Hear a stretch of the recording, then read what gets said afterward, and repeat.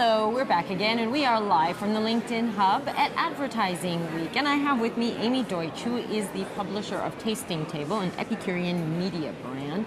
And Amie, I'm excited. I've spoken to a lot of marketers. It's been 3 days. Talked to a lot of marketers, a lot of big data people, a lot of tech people. But we're talking about food. I'm happy now. So this is food makes people happy. Our mantra is live deliciously. Every experience is elevated through great food and drink. I like it. Okay, cool.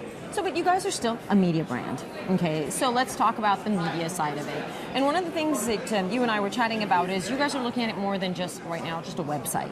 Looking at it more from a 360 perspective and doing a lot of different things for the brand itself. So let's talk about that. Sure. I mean, I think one of the most exciting things that we're doing, and while I love experiential and it's great, you know, standard display advertising is wonderful, I think where it's starting to get really interesting is in the custom content arena. Mm-hmm. So, okay, let's talk about that, because custom content is such a big deal. I mean, and I've spoken to several marketers about it, and everybody, almost everybody, agrees that custom content is the way of the future.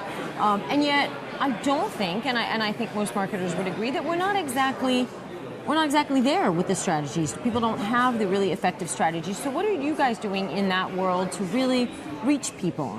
Well, I mean, I think there are a lot of learnings that come when one is creating custom content, and hopefully we all get better and better at it as time passes. I think it's this concept of co-creation, and that if you are embarking as a publisher with a brand on a custom project, let's say it's video, that you're co-creating, and that as a publisher, I really need to understand the goals of the brand. What is the story they need to tell? And so I need to inform my team of, we're on a mission. But similarly, and I see this going off the rails many times because of this, the brand doesn't let my brand have its brand voice, right? Our editors and writers, they know our audience, they know what resonates with them. Most importantly, they know what's going to perform. Right. And so I think there's a trust on both parts that we're going to co-create something, but we're going to do something that not just tells your brand story, advertiser, but is really compelling and engaging for our readers. And so mutually beneficial for both. Exactly. So please trust us as we will trust you, and we will be, we will shepherd your brand in the right way. But that, and I think that's where it's falling short. There's a little bit of headbutting going on, and we need to really be partners and co-collaborators in this process. One thing also we were talking about is that the concept of custom content and partnering up and storytelling allows you to also maybe break away a little bit from that marriage with the agency, doing the spot, the 30-second spot, and being able to partner up with a lot of different people with a lot of fresh blood and so on to create really interesting content. Yeah, absolutely. I mean, I think agencies do a wonderful job. Creative agencies have produced, numerous amazing campaigns, but they're expensive.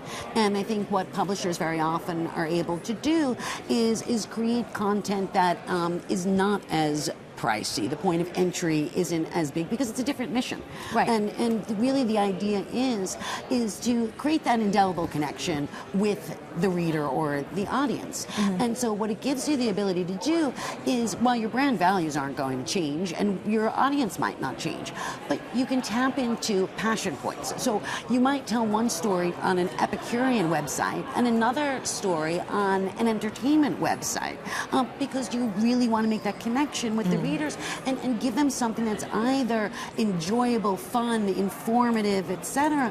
And so the ability to be able to create lots of different pieces of content that are going to connect in an emotional way with the reader is a wonderful thing. In a particularly relevant setting, versus if you had that 30-second spot, you would have to, because you've spent so much money on it, you have to put it on the fashion website, you have to put it on the food website, you have to put it on everything. But being able to create slightly tailored ones makes it like super relevant right then and there. Exactly. And then even within, let's say I have an Epicurean brand. There are many Epicurean brands, but they're nuanced, right? My audience, they are passionate cooks.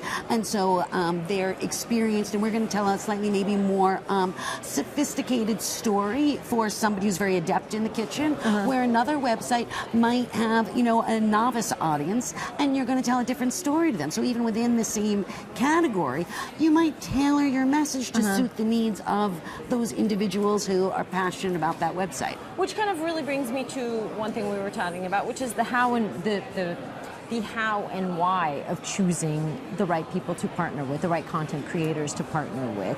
You know, there's obviously a lot of thought that goes into why you partner up with someone, who you partner up with, on what kind of content, right? Yeah, absolutely. And choosing the right partners is essential. Hopefully, it's not bought on who could do it for the less, the least amount of money. And I think it's about, you look at other projects that a publisher has worked on or a content creator has worked on, and you like their aesthetic. You like the way they tell a story. You like maybe the talent that they're able to deliver. So it's many things. But first and foremost, you're partnering with the brand, and you have to really, be on board with that brand, not just what they're capable of, because that brand is attracting a certain audience. And so really understanding, that piece of it is, I think, really essential. And then you'll get really compelling, engaging content that resonates with readers. I want to switch gears a little bit and talk about something that you guys did a panel on, which I thought was super interesting, which is, can taste be crowdsourced? And when I first heard that, I kind of did a double take. I was like, what? What do you mean, can taste be? But then I started to understand it and started to think about it. And so I want to get your thoughts on that, on the whole kind of the idea of the wisdom of the crowd. Like, who do I listen to, when it comes to taste? Who do I listen to? Do I listen to lots and lots of people? Quantity over quality? Quality like a certain person that I know, I trust? Or, and what that means in terms of understanding what our community is and what our specific kind of, as you were calling it, tribe is, Yeah, I think, particularly in the dining space, but I can apply this to, many other things. Once upon a time, there were, writers and critics who visited every restaurant. Let's say we're sitting here in New York City, and they reviewed restaurants, and they were experts. You see them on the movie when the restaurant freaks out that they're coming in, yeah. and you might not have agreed with them 100% of the time, but you'd say, oh, this reviewer usually is spot on. I really agree with what he or she has to say. And it sort of started your journey. And what it was somebody who spoke to you, somebody who you trusted, an authority, just as you have your friends.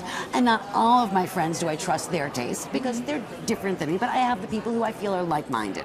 And so in the crowdsourcing, at some point, maybe what's expensive to one person isn't expensive to another person. Of course. Maybe I like spicy food and you do not. And so when you look at sort of big crowdsource types of plays, is the wisdom of the crowd really going to always lead you to the best spot, or is it about your trusted resources that will allow you to judge your taste? Because taste is actually a very personal thing. It is kind of, and it's the same. The example that automatically comes to mind is, for example, movies. And I like an app. I like Flickster because it gives you like the critic reviews, but it also gives you the, people's reviews. I think it's about community. Right? Yeah. And now community doesn't just have to be your circle of friends. Your circle of friends could be anywhere in the world. Right, and absolutely. I use the word friends loosely, but it's like-minded souls, right? Your tribe. Exactly. And so, as everybody's trying to scale and be huge, right? Is, 50 million people truly a community? Or do you even within that 15 million person ecosystem, do you scale that down to the million people or the 2 million people who are like-minded? Right, yeah, absolutely. And I think one thing we were touching on as well is, okay, well, where's the formula for that? Can an algorithm be created that allows you to be able to distinguish that? The possibility is there. Nobody has done it yet, but I absolutely think we're going to get to a place, and that's the beauty of data, where it's, not just demographic, psychographic, behavioral, but somehow you can apply taste to that algorithm, and then it all works. Tastographic. I'm ready for it.